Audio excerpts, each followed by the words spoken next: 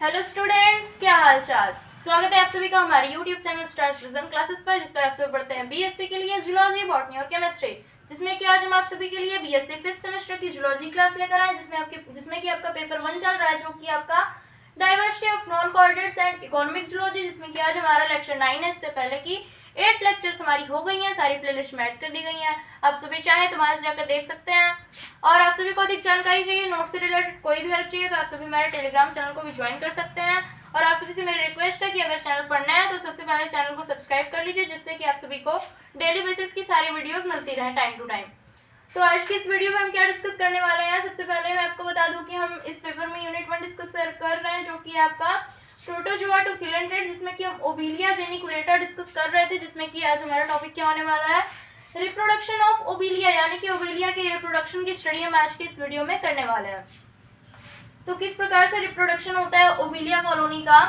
Obelia colony propagates by the asexual method of budding, यानी कि Obelia colony जो होती है वो प्रोपेगेट होती है bye the asexual method of budding, यानी कि बडिंग के असेक्सुअल मेथड से ओबिलिया कॉलोनी जो होती है वो प्रोपेगेट होती है या फिर खुद की संख्या में बढ़ोतरी करती है। Obelia colony asexual method budding के मुकुलन के असेक्सुअल मेथड द्वारा अपनी कॉलोनी को आगे बढ़ाता है। कौन? Obelia colony. प्रोड्यूसिंग हाइड्रेंस एंड ब्लास्टोस्टाइल्स, जिसमें कि दो प्रकार के प्रेजेंट होते हैं, हाइड्रेंस एंड ब्लास्टोस्टाइल्स, दो प्रकार के जॉइंट्स प्रेजेंट होते हैं। मेड्यूसी कॉन्स्टिट्यूट द सेक्सुअल और the reproductive individuals processing four gonads, और जो मेड्यूसी होता है वो कॉन्स्टिट्यूट द सेक्सुअल और द रिप्रोडक्टिव इंडिविजुअल्स, किससे मिलकर बना होता है, सेक्सुअल या फिर रिप्रोडक्टिव इंडिविजुअल से मिलकर बना होता है। प्रोसेसिंग फोर गोनेड्स, जिसमें कि 4 गोनेड्स प्रेजेंट होते हैं। These gonads में भी आइदर मेल और फीमेल, ये जो गोनेड्स होते हैं ये मेल भी हो सकते हैं और फीमेल भी हो सकते हैं। तो सबसे पहले हम गोनेड्स की बात करेंगे। गोनेड्स कहाँ प्रेजेंट होते हैं, किस प्रकार से अरेंज होते हैं। Gonads are situated on the sub umbrellar surface of medusa, यानी कि जो गोनेड्स होते हैं वो मेड्यूसा के सब अम्ब्रेलर सरफेस पर प्रेजेंट होते हैं।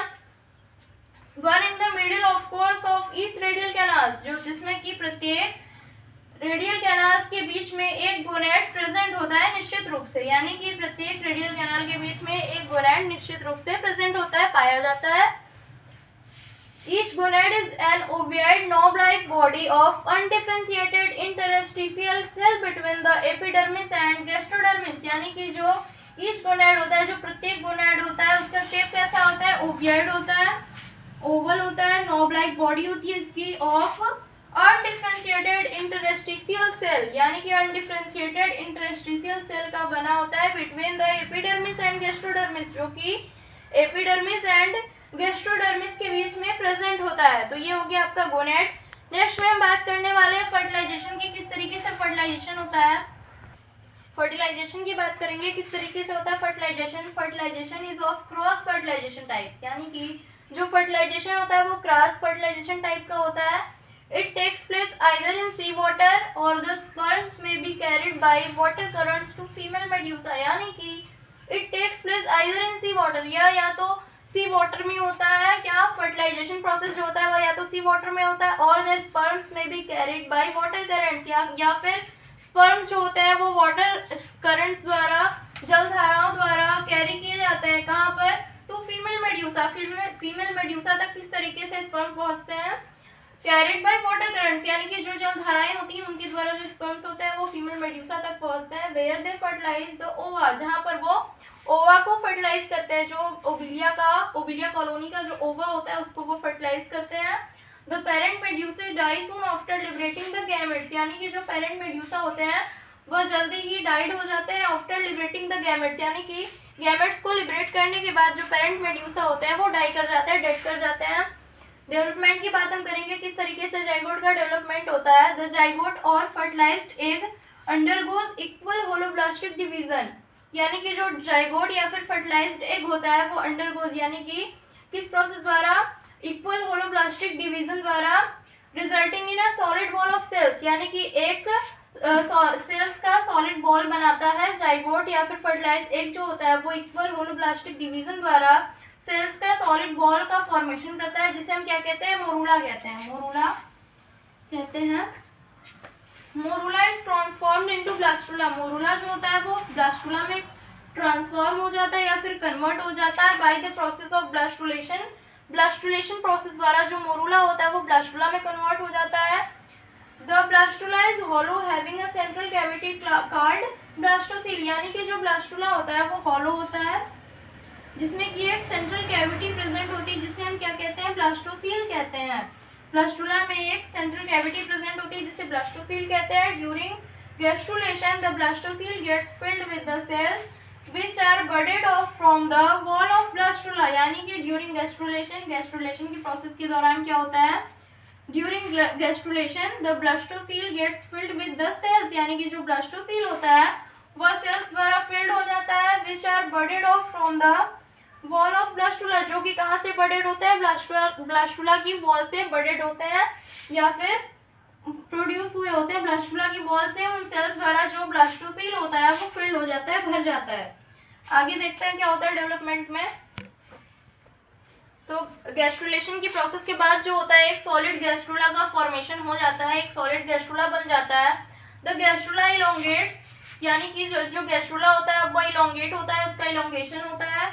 The ectodermal cells develop cilia and endoderm develops internal by the process of splitting और डिलेमिनेशन, यानी कि जो एक्टोडर्मल सेल्स होते हैं वो क्या करते हैं, वो सीलिया का फॉर्मेशन करते हैं। जो एक्टोडर्मल सेल्स होते हैं वो सीलिया का फॉर्मेशन करते हैं, सीलिया में डेवलप हो जाते हैं। एंड एंडोडर्म डेवलप्स इंटेरॉन, जो एंडोडर्म सेल्स होती हैं वो क्या करती है, एंडोडर्म जो होता है इसका वो क्या करता है, इंटेरॉन का फॉर्मेशन करता है bye the process of splitting, splitting के प्रोसेस से या फिर डिलेमिनेशन के प्रोसेस से क्या करता है, इंटेरॉन का फॉर्मेशन करता है। कौन, एंडोडर्म। और एक्टोडर्म जो होता है वो सीलिया का फॉर्मेशन करता है, जैसा कि मैंने बताया। This ciliated gastrula represents the planula larva, यह सिलिएटेड गैस्ट्रुला जो होता है, जैसे कि मैंने बताया गैस्ट्रुला का फॉर्मेशन हो चुका है, अब जो एक्टोडर्म है वो सीलिया में डेवलप हो गया है, तो जो सिलिएटेड गैस्ट्रुला है अब उसे क्या कहते हैं, उसे कहते हैं प्लेनुला लार्वा। जो सिलिएटेड गैस्ट्रुला का फॉर्मेशन हुआ उसे हम प्लेनुला लार्वा कहते हैं। After Leeds of free swimming existence, यानी कि जो प्लेनुला लार्वा होता है उसके बाद वह एक फ्री स्विमिंग स्टेज में होता है। तो after Leeds of free swimming existence के बाद the planula larva settles down, planula larva जो होता है वो सेटल डाउन हो जाता है। Attach itself bye it's anterior and, खुद को यानी कि यह स्वयं को इसके एंटीरियर एंड द्वारा एक सॉलिड सबस्ट्रेटम से, टू सॉलिड सबस्ट्रेटम, एक सॉलिड सबस्ट्रेटम से अटैच करता है। Attach itself bye it's anterior and, अपने एंटीरियर एंड द्वारा एक सॉलिड सबस्ट्रेटम से खुद को अटैच करता है। एंड अंडरगोज मेटामॉर्फोसिस, और मेटामॉर्फोसिस करता है। कौन, प्लेनुला लार्वा मेटामॉर्फोसिस करता है। Its anterior end forms basal disc for attachment, इसका जो एंटीरियर एंड होता है या बेसल डिस्क का फॉर्मेशन करता है, किसके लिए, अटैचमेंट के लिए। while the posterior or distal end forms manubrium, यानी कि जो पोस्टीरियर या फिर डिस्टल एंड होता है वह मैनुब्रियम का फॉर्मेशन करता है।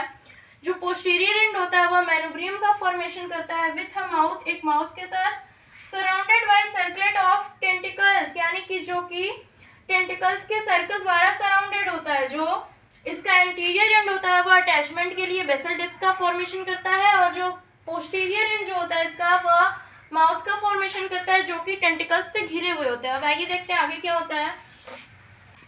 तो एंटीरियर एंड जो होता है वो बेसल डिस्क का फॉर्मेशन करता है और जो पोस्टीरियर एंड होता है वो माउथ का फॉर्मेशन करता है। उसके बाद क्या होता है, the larva now closely resembles a polyp or hydra, यानी कि इसके बाद, इसके फॉर्मेशन के बाद, बेसल डिस्क एंड माउथ के फॉर्मेशन के बाद जो लार्वा होता है, जो प्लेनुला लार्वा था, वो क्या होता है, वह नाउ क्लोजली, वह अब और भी अधिक रूप से खुद को पॉलिप या हाइड्रा के समान प्रदर्शित करता है।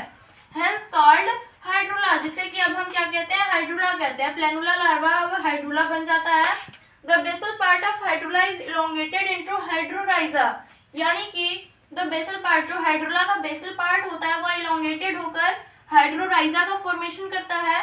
Which vertical and lateral branches are budded off, यानी कि जिसके वर्टिकल एंड लेटरल ब्रांचेस जो होते हैं वह बडेड ऑफ हो जाते हैं, उसमें से बडिंग हो जाती है। And a complex branching Obelia, और एक कॉम्प्लेक्स ब्रांचिंग ओबिलिया कॉलोनी का फॉर्मेशन हो जाता है, यानी कि जो वर्टिकल एंड लेटरल ब्रांचेस होते हैं उनमें से बडिंग होती है और एक कॉम्प्लेक्स ब्रांचिंग या फिर कॉम्प्लेक्स ब्रांच ओबिलिया कॉलोनी का फॉर्मेशन हो जाता है। This colony later on develops medusa, इस कॉलोनी में इसके बाद क्या होता है, मेड्यूसा का फॉर्मेशन होता है, मेड्यूसा का विकास होता है ऑन द मेड्यूसा बर्ड्स का फॉर्मेशन होता है इस कॉलोनी में। उसके बाद मेड्यूसा बर्ड्स का फॉर्मेशन होता है कहाँ पर, ऑन द ब्लास्टोस्टाइल्स पर मेड्यूसा बर्ड्स का फॉर्मेशन होता है। किस लिए, टू स्टार्ट सेक्सुअल जनरेशन को स्टार्ट करने के लिए मेड्यूसा बर्ड्स का फॉर्मेशन हो जाता है। तो इसी तरीके से ओबिलिया जेनिकुलेटा का जो लाइफ साइकिल है वो चलता रहता है। तो ये थी ओबिलिया की रिप्रोडक्शन की प्रोसेस। इसी के साथ हमारा फर्स्ट यूनिट कंप्लीट हो जाता है। सो अगले वीडियो से हम क्या करेंगे, नेक्स्ट यूनिट स्टार्ट करेंगे आपका।